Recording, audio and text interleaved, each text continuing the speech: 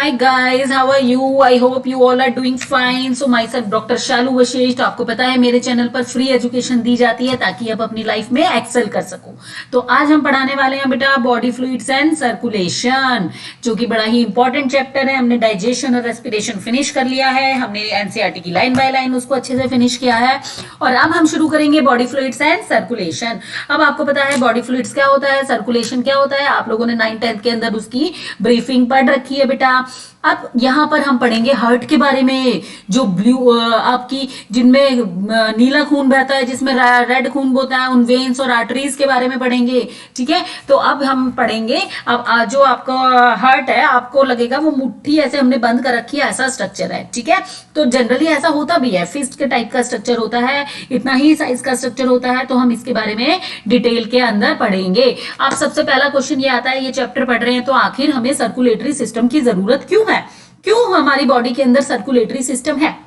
देखो बेटा, हमने रेस्पिरेशन पढ़ा था, रेस्पिरेशन में मैंने ब्लड पढ़ाया था, ब्लड के अंदर मैंने बताया था ऑक्सीजन को लेके आता है, CO2 को लेके जाता है। इसके साथ हमने डाइजेस्टिव सिस्टम पढ़ा था, उसमें भी मैंने ब्लड पढ़ाया था, उसमें भी मैंने बताया था न्यूट्रिएंट को लेके आता है और अनडाइजेस्टेड जाता है। तो यानी ब्लड तो बहुत ज्यादा जरूरी है। और ब्लड पूरी वर्किंग कैसे करता है, हार्ट की मदद से करता है। तो यानी ब्लड वेन्स, ब्लड के अंदर जो वेन्स आर्टरीज होती है, हार्ट के साथ जो वेन्स आर्टरीज होती है हमारी बॉडी में, वो सब इस चीज में हेल्प करती है। तो ब्लड तो बड़ा इंपॉर्टेंट पार्ट है। तो ये सारे, ये ब्लड, हार्ट, वेन, आर्टरीज, ये सब क्या बनाते हैं, ये सब बनाते हैं हमारा बॉडी फ्लूइड्स एंड सर्कुलेशन। ठीक है, इसके बारे में बेटा आप पढ़ चुके हैं 9th के अंदर। ठीक है, लेकिन अब अगर आपको याद नहीं है तो कोई प्रॉब्लम की बात नहीं है, हम इसको बहुत ही बेसिक से करेंगे। तो सबसे इंपॉर्टेंट, ब्लड क्यों, सर्कुलेटरी सिस्टम क्यों जरूरी है, ताकि हमारी बॉडी सुचारू रूप से चल सके, हमारी बॉडी के अंदर न्यूट्रिएंट पहुंच सके। ये जो मैं बग बग बग बग बोले जा रही हूँ ना बेटा, और आप लोगों तक आवाज आ रही है और ये जो आप लोग सुन रहे हैं वो इसी की वजह से है, ब्लड की वजह से। इसने न्यूट्रिएंट दिया, ब्रेन को दिया, मुझे दिया, तो इस वजह से हम बोल पा रहे हैं, हम ये एनर्जी आ पा रही, हम काम कर पा रहे हैं। अगर ये नहीं होता तो क्या होता, सर्कुलेटरी सिस्टम नहीं होता, CO2 जाती जाती जाती जाती जाती जाती एसिडोसिस हो जाता और हम मर जाते। क्योंकि सबसे इंपॉर्टेंट काम तो ये CO2, जो कि पॉइजनस गैस है, एसिडिक है, CO2 बढ़ती है तो pH लेवल कम होता है बॉडी के अंदर, एसिडोसिस हो जाएगा। ये सब हम कहाँ पढ़ चुके हैं, रेस्पिरेशन में। तो बेटा ये जो चैप्टर्स हैं ना, ये इंटर रिलेटेड होते हैं, तो हर एक का कॉन्सेप्ट हम आगे लेके चलते हैं, तभी तो ये इस तरह से नंबर वाइज दिए हुए हैं। अगर हम डाइजेस्टिव सिस्टम बाद में पढ़ेंगे तो हमें समझ में नहीं आएगा, तो इसीलिए ये इसी ऑर्डर में दिए हुए हैं कि पीछे वाले चैप्टर का जो कॉन्सेप्ट है वो आगे वाले में यूज हुआ, अब इसी तरह से ये कॉन्सेप्ट यूज होते जाएंगे। इसलिए जो बच्चे पिछले वाला लेक्चर नहीं देखा है डाइजेस्टिव सिस्टम और रेस्पिरेशन, वो देख लें बेटा। ठीक है, तो अब हम ये शुरू करते हैं body fluids and circulation. You have learned that all living cells have to be provided with nutrient, O2 and other essential substance, जो कि मैंने आपको बताया कि जितनी भी लिविंग सेल्स होती हैं बॉडी की, सबको क्या चाहिए, खाना चाहिए। ठीक है, और क्या चाहिए, ऑक्सीजन। खाना तो फिर भी हमें मिल जाएगा, सुबह मैं उठती हूँ तो ऑक्सीजन लेती हूँ, सोती हूँ तो ऑक्सीजन लेती हूँ। अगर ऑक्सीजन नहीं हुआ तो मेरा राम नाम सत्य है, ऐसा किसी का भी राम नाम सत्य हो जाएगा बेटा। तो ऑक्सीजन बहुत ही ज्यादा जरूरी है, और बहुत सारे असेंशियल सब्सटेंस हैं जो हमारी बॉडी को चाहिए होते हैं। और जो वेस्ट और हार्मफुल सब्सटेंस है, जो कि हमारी बॉडी के अंदर ये राक्षस घुसे हुए हैं, जो भी हमारी बॉडी के अंदर ये प्रोड्यूस होते हैं, इनको कंटिन्यूअसली रिमूव करना जरूरी है ताकि हेल्दी फंक्शनिंग रहे किसकी, टिश्यूज की। समझ आया, हमारी बॉडी को एसेंशियल न्यूट्रिएंट चाहिए, ऑक्सीजन चाहिए, और हार्मफुल सब्सटेंसेस को हमें बाहर निकालना है। तो ये जो गिव एंड टेक का रिलेशन है, ये चलते रहना चाहिए healthy functioning of the tissues के लिए। It is therefore essential to have efficient mechanism for the movement of these substances to the cell and from the cell। तो अब इन सब्सटेंस को अंदर लाने और बाहर ले जाने के लिए कोई तो पोस्टमैन चाहिए ना बेटा, अपने आप तो चलेंगे नहीं ना, ये हमारे खाने के पैर तो होते नहीं ना अपने आप चल जाएंगे। ठीक है, तो कोई तो चाहिए ना जो इन सब्सटेंसेस को अंदर भी लेके आए और इन जो हार्मफुल सब्सटेंसेस है उनको बाहर लेके जाए। तो हमें एक एफिशिएंट मैकेनिज्म की जरूरत है इस चीज के लिए। तो उसे हम कहते हैं बेटा, जो एफिशिएंट मैकेनिज्म है, that is our circulatory system. वो एफिशिएंट मैकेनिज्म क्या है बेटा, वो एफिशिएंट मैकेनिज्म है सर्कुलेटरी सिस्टम। अब बेटा सर्कुलेटरी सिस्टम क्या है बेटा, सर्कुलेटरी सिस्टम अगर हम पढ़ते हैं तो हमारे माइंड में एक ही बात आती है, well developed heart, vein, arteries, blood corpuscles, plasma. ये सब बातें हमारे माइंड में आती है।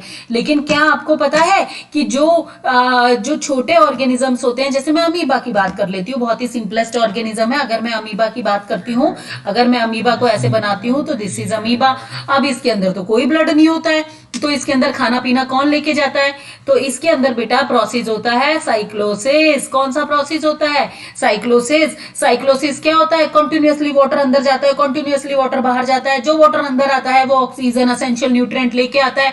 जो वाटर बाहर जाता है वो आपका ये जो वेस्ट प्रोडक्ट्स है उनको बाहर लेके जाता है। तो कंटिन्यूअसली वाटर इसके अंदर, जरूरी है कि कंटिन्यूअसली वाटर आता जाए, कंटिन्यूअसली जाता जाए। तो इसके अंदर साइक्लोसिस से एक्सचेंज ऑफ मटेरियल होता है। तो जो सिंपल ऑर्गेनिज्म है उनके अंदर हार्ट नहीं है, किसी में कुछ। अब जैसे कि ग्रास ऊपर की हम बात करें, हम क्या सोचते हैं? खून हमेशा लाल होता है, ठीक है, खून का फर्ज हम अदा करेंगे, कुछ भी जिसका भी फर्ज, दूध का जो भी है।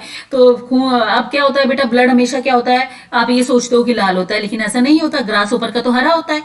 तो ब्लड हमारा लाल होगा, हरा होगा, नीला होगा, वो किस पे डिपेंड करता है? ब्लड के अंदर जो पिगमेंट होता है, ठीक है। तो हम सारी बातों को डिस्कस करेंगे। हमारे ब्लड में हीमोग्लोबिन होता है, इसलिए हमारा रेड दिखाई देता है। तो ये जो एफिशिएंट जो सिस्टम है वो एनालिडा से शुरू हुआ था बेटा। एनालिडा, आपको अगर नहीं आती है ये सारी चीजें तो बिल्कुल टेंशन लेने की जरूरत नहीं है, एनिमल किंगडम के अंदर इसको अच्छे से करेंगे। तो जो एफिशिएंट सर्कुलेटरी सिस्टम है वो एनालिडा से शुरू हुआ था। इससे पहले कुछ सिंपल जैसे स्पंजिस, सर्कु, ये सिलेंट्रेट्स होते हैं, इन सब के अंदर ये बॉडी सरफेस, वाटर, साइक्लोसिस, इसी प्रोसेस से अपना खाना लेते भी थे और वेस्ट मटेरियल छोड़ते भी थे। तो कोई एफिशिएंट मैकेनिज्म नहीं था, ठीक है। और जैसे जैसे कॉम्प्लेक्सिटी बढ़ती गई, जैसे जैसे कॉम्प्लेक्सिटी बढ़ती गई, वैसे वैसे जो सर्कुलेटरी सिस्टम है वो कॉम्प्लेक्स होता गया। और हमारे अंदर well developed circulatory system present है, जिसमें हार्ट भी है, आर्टरीज भी है, वेन भी है, आयोटा, बहुत सारी चीजें हैं, ब्ला ब्ला ब्ला, जो कि हम वन बाय वन पढ़ने वाले हैं, ठीक है। तो अब हम पढ़ते हैं बेटा, different group of animals have evolved different methods for this transport। अलग अलग ग्रुप ऑफ एनिमल्स ने, जैसे मैंने बताया, अलग अलग मेथड ऑफ ट्रांसपोर्ट लिया।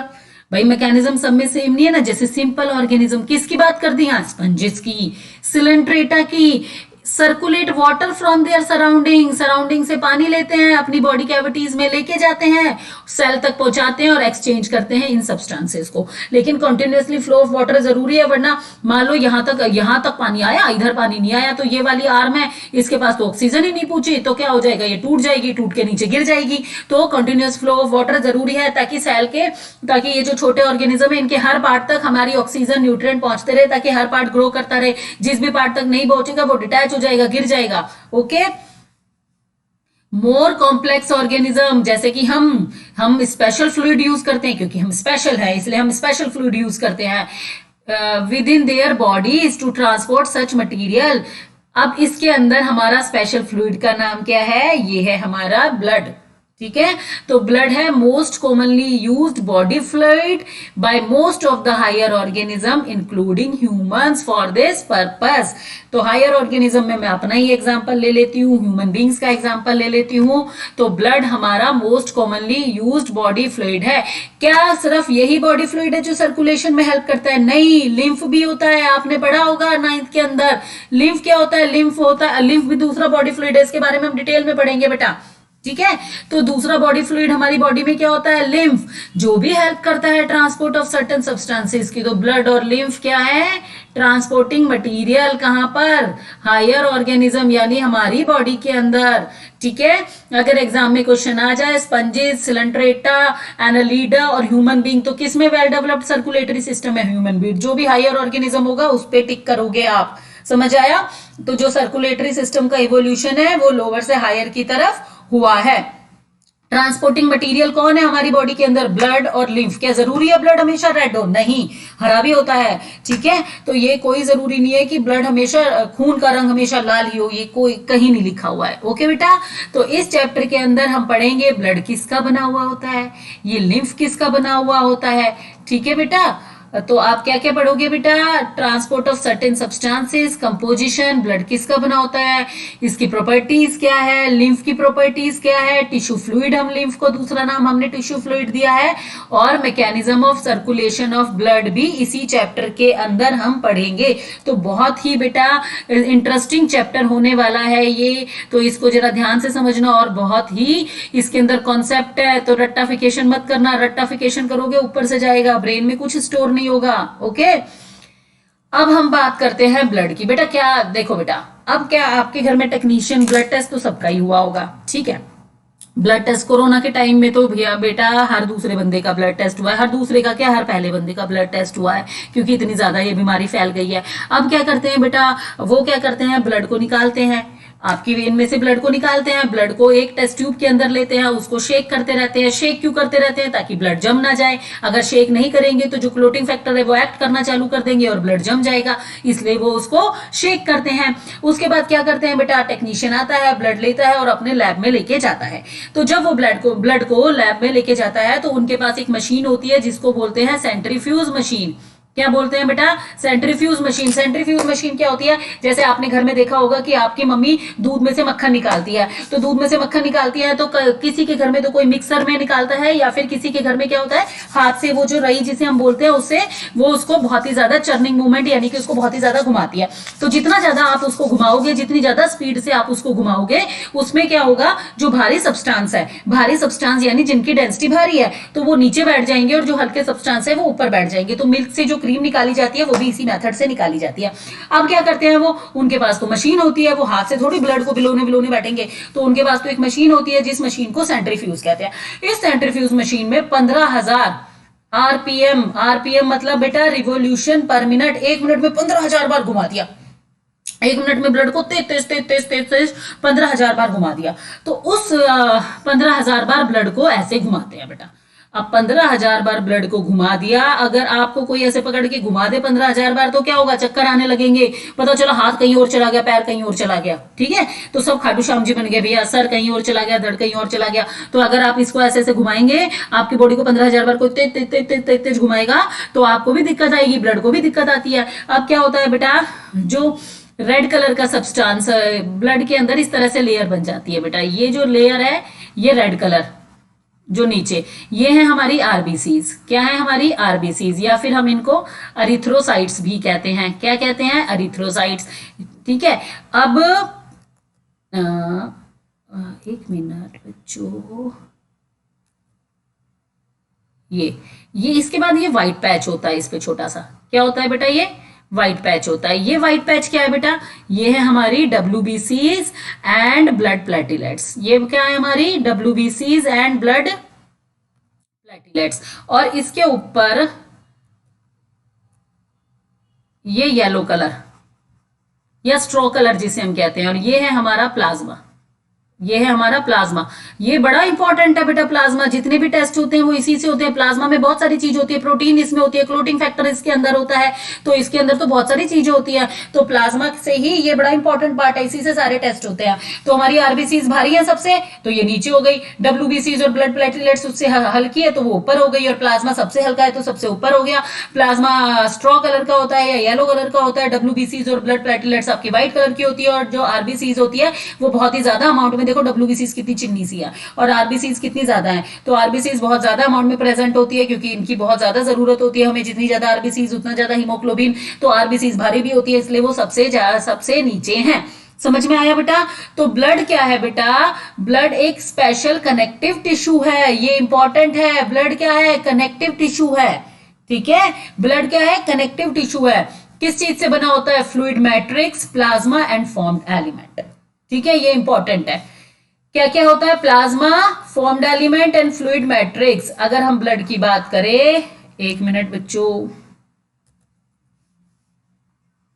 अगर हम ब्लड की बात करें, मेजरली ब्लड दो पार्ट में डिवाइडेड हमने कर दिया, एक है हमारा प्लाज्मा, दूसरा है हमारा फॉर्म्ड एलिमेंट। फॉर्म्ड एलिमेंट इसके अंदर हमारी आती है आरबीसीज, डब्ल्यूबीसीज और ब्लड प्लेटिलेट्स। ब्लड प्लेटिलेट्स, अब डब्ल्यूबीसीज के भी दो टाइप होते हैं बेटा, ग्रेनुलोसाइट एंड ए ग्रेनुलोसाइट। ठीक है, तो हम सारे पार्ट को वन बाय वन डिस्कस करेंगे। तो ब्लड के दो पार्ट, प्लाज्मा, फॉर्म्ड एलिमेंट, तीन आरबीसीज, डब्ल्यूबीसीज, ब्लड प्लेटिलेट्स। डब्ल्यूबीसीज के दो पार्ट, ग्रेनुलोसाइट, ए ग्रेनुलोसाइट। समझ में आया? ब्लड के दो पार्ट, प्लाज्मा, फॉर्म्ड एलिमेंट के तीन पार्ट, आरबीसीज, डब्ल्यूबीसीज, ब्लड प्लेटिलेट्स। और डब्ल्यूबीसीज के दो part, granulocyte and the A granulocyte. I think, sorry बच्चों, ये आपके दिमाग में घुस गया होगा। तो आज हम पढ़ने वाले हैं बेटा प्लाज्मा के बारे में। आज हम किसके बारे में पढ़ेंगे? प्लाज्मा के बारे में। Plasma is a straw coloured, मैंने बताया आपको प्लाज्मा किस कलर का होता है? स्ट्रॉ कलर का होता है। विस्कस फ्लूइड, जिसके अंदर 55% पार्ट जो ब्लड का होता है वो प्लाज्मा का बना हुआ होता है। यानी प्लाज्मा डोमिनेट करता है, प्लाज्मा मैनेजिंग डायरेक्टर है ब्लड का, क्योंकि प्लाज्मा के पास ज्यादा शेयर है, प्लाज्मा के पास 55% शेयर है। तो प्लाज्मा क्या है? एमडी है ब्लड का। एमडी ऑफ ब्लड मतलब मैनेजिंग डायरेक्टर है ब्लड का। ठीक है, अब हम प्लाज्मा की बात करें। अब प्लाज्मा में होता क्या है भैया? स्ट्रॉ कलर का तो होता है, मैनेजिंग डायरेक्टर भी हो गया, इसके पास ज्यादा शेयर भी होते हैं। ये इसमें 90 से 92% प्लाज्मा में वाटर होता है और प्रोटीन होती है। प्रोटीन कितनी होती है? 6 to 8%। समझ आया? प्लाज्मा में 90 से 92% क्या होता है? H2O यानी वाटर। 6 से 8% क्या होती है? प्रोटीन। ये इंपॉर्टेंट है बेटा, 6 से 8% क्या होती है? प्रोटीन। ठीक है, अब कौन कौन सी प्रोटीन है? फाइब्रोनोजिन, ग्लोबुलिन और एल्ब्यूमिन। कौन कौन सी प्रोटीन है? Fibrinogen, globulin and the albumin protein जो इसके अंदर पाई जाती हैं। तो समझ में आ रहा है? प्लाज्मा कौन से कलर का होता है? स्ट्रॉ कलर का। कितने परसेंट बनाता है ब्लड का? 55%। प्लाज्मा किसका बना हुआ होता है? पानी का और प्रोटीन का। इसके अलावा कुछ मिनरल आयंस भी इसके अंदर प्रेजेंट होते हैं, जिसकी भी हम बात करेंगे। प्रोटीन कितनी होती है? 6 से 8% प्रोटीन होती है। ठीक है, अब किसका क्या फंक्शन है बेटा? अब जो फाइब्रिनोजिन है, फाइब्रिनोजिन नाम से ही क्लियर है, फाइबर की बनी हुई होती है और ये जरूरी होती है क्लोटिंग के लिए। अगर आप गिर गए हैं, आपका बच्चा है भागते भागते गिर गया, या फिर आप गिर गए हैं, या किसी को भी देखा अपने बच्चे को भागते भागते गिर गया, अचानक से खून बहने लगा तो थोड़ी देर बाद आप देखते हो वो खून जम जाता है। क्यों जम जाता है? प्लाज्मा के कारण। प्लाज्मा में क्लोटिंग फैक्टर होता है और ये क्लोटिंग फैक्टर कोएगुलेशन मतलब खून को जमने में मदद करता है। अगर खून जमेगा ही नहीं, अगर ये क्लोटिंग फैक्टर हटा दिया जाए प्लाज्मा में से और खून जमेगा ही नहीं, तो क्या हो जाएगा? खून बहता जाएगा और एक्सेसिव ब्लडिंग के कारण आदमी की मौत हो जाएगी। तो ये बहुत ही इंपॉर्टेंट है। देखो बेटा, प्लाज्मा बहुत ही जरूरी चीज है। तो प्लाज्मा के अंदर फाइब्रिनोजिन होता है जो कि फाइबर की बनी हुई होती है और ये किसके लिए जरूरी है? क्लोटिंग और कोएगुलेशन ऑफ ब्लड के लिए जरूरी है। दूसरा इसमें प्रोटीन का नाम क्या बताया? ग्लोबुलिन। बेटा इनका नेचर पूछा जाता है। ग्लोबुलिन क्या है? फैट है, लिपिड है, प्रोटीन है, कार्बोहाइड्रेट है। आपको किस पे टिक करना है? प्रोटीन है। अब ये जो ग्लोबुलिन है ये क्या करती है? Defence mechanism of the body में काम करती है। अब ये क्या होता है बेटा? हमारी बॉडी के अंदर इम्यून सिस्टम होता है। इम्यून सिस्टम क्या होता है? जो हमारी बॉडी को जितनी भी डिजीज है सबसे फाइटर होता है, ये डिजीज से लड़ने में हमारी मदद करता है। अब हमारी बॉडी के अंदर लिम्फोसाइट होती हैं। ठीक है बेटा, B lymphocyte and the T lymphocyte. अब क्या होता है बेटा? ये बी लिम्फोसाइट, बी से क्लियर है, बोन मैरो में होती है। बी लिम्फोसाइट कहां होती है? बोन मैरो में होती है। टी लिम्फोसाइट, टी से कौन सी ग्लैंड है? थाइमस। कौन सी ग्लैंड है? थाइमस। तो बोन मैरो बी लिम्फोसाइट बनाती है, थाइमस टी लिम्फोसाइट बनाती है। ये इम्यून सिस्टम के पार्ट है, इनके बारे में हम डिटेल में भी पढ़ेंगे। अब क्या होता है बेटा? आपकी बॉडी के अंदर कोई एंटीजन घुस गया, कोई भी राक्षस आपकी बॉडी के अंदर घुस गया, ये एंटीजन है। एंटीजन क्या होता है बेटा? फॉरेन मटीरियल, कोई भी बैक्टीरिया, कोई भी वायरस, उसको एंटीजन बोल देते हैं, क्योंकि फॉरेन मटेरियल मतलब वो हमारी बॉडी का नहीं है। तो बॉडी से कोई भी चीज हमारे देश को कोई बाहर से आता है तो उसको फॉरेनर बोलते हैं ना, ऐसे ही हमारी बॉडी का नहीं है, हमारी बॉडी में घुस गया, घुस के इसने हमारी बॉडी में डिजीज करनी चालू कर दी। तो ये जो ग्लोबुलिन प्रोटीन है ये बी लिम्फोसाइट और टी लिम्फोसाइट ये बनाते हैं। अब ये जो ग्लोबुलिन प्रोटीन है ये आएगी, ग्लोबुलिन प्रोटीन क्या बनाती है बेटा? ये जो एंटीबॉडी क्या बनाती है? एंटीबॉडी। ग्लोबुलिन प्रोटीन क्या बनाती है? एंटीबॉडी। एंटीबॉडी किसकी बनी हुई होती है? ग्लोबुलिन प्रोटीन की बनी हुई होती है, वाई शेप्ड एंटीबॉडी। एंटीबॉडी आएगी और इस एंटीजन के साथ फाइट करेगी और हमें रोगों से बचाएगी। समझ आया? ग्लोबुलिन का क्या काम है? Defence mechanism. एंटीबॉडी किसकी बनी होती है? ग्लोबुलिन की बनी हुई होती है। हमारी बॉडी में कोई फॉरेन सब्सटेंस घुस गया, उसको क्या बोला? एंटीजन। एंटीजन क्या हो सकता है? बैक्टीरिया भी हो सकता है, वायरस भी हो सकता है। तो एंटीबॉडी जो है वो आएगी और उससे लड़ाई करेगी और हमें रोगों से बचाएगी। ठीक है, हमें डिफेंस करती है। B lymphocyte, T lymphocyte, B lymphocyte bone marrow में, टी लिम्फोसाइट थाइमस के अंदर होता है, ये इम्यून सिस्टम के पार्ट है। समझ में आया बेटा? तो ये हमने ग्लोबुलिन की बात कर ली, फाइब्रिनोजिन की बात कर ली जो clotting and coagulation of blood करता है, ग्लोबुलिन की बात कर ली जो डिफेंस मैकेनिज्म करता है बॉडी का। अब हम बात करते हैं बेटा एल्ब्यूमिन की। तीसरी प्रोटीन का नाम क्या है? 3 है ना ये भाई, फाइब्रिनोजिन, ग्लोबुलिन और एल्ब्यूमिन। अब एल्ब्यूमिन का काम क्या है? ये हमारी बॉडी में ऑस्मोटिक बैलेंस और बैलेंस बना के रखता है हमारी बॉडी के अंदर, पानी का बाहर आना जाना, ये पूरा बैलेंस बना के रखता है हमारी बॉडी के अंदर। इसके अलावा प्लाज्मा के अंदर मिनरल्स भी होते हैं जो मैंने आपको बताया था, सोडियम आयन आपने पढ़ा है, sodium transport, calcium ion, magnesium ion, bicarbonate. जल्दी बताओ कहां पढ़ा है, कहां पढ़ा है? रेस्पिरेशन में। कार्बन डाइऑक्साइड कैसे जाती है? बाइकार्बोनेट की फॉर्म में जाती है। प्लाज्मा में होता है ना बाइकार्बोनेट आयन। क्लोराइड शिफ्ट भी हमने पढ़ा है। जिन बच्चों को दिमाग में नहीं आ रहा वो रेस्पिरेशन देख ले बेटा। इसके अलावा ग्लूकोज, अमीनो एसिड्स। ग्लूकोज अगर प्लाज्मा में बढ़ जाए तो क्या हो जाता है? हाइपरग्लाइसीमिया।